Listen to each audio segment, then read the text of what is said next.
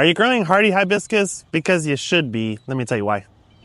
There are a lot of different plants that are in the hibiscus family, but the hardy hibiscus, well, there's a lot of good variety in it, but they're primarily known for being a perennial hibiscus, which means that they're going to die back every winter, but they will come back each year from the root and regrow. And there are tons and tons of different colors, both of leaf colors and bloom colors. And besides that, there are even a bunch of different sized plants. Some of them will stay as compact as 2.5 to 3 feet, while others can grow up to 8 or 9 feet tall.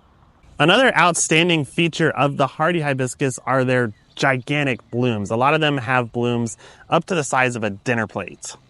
They grow best in full sun, and although they can be somewhat drought tolerant, they're going to be happier if they have a good reliable source of water. And they are surprisingly cold tolerant, with some varieties even being hardy up to zone 4. Now, if you've got room in your perennial garden, maybe towards the back or along a fence line, this plant is an excellent one to add into the mix.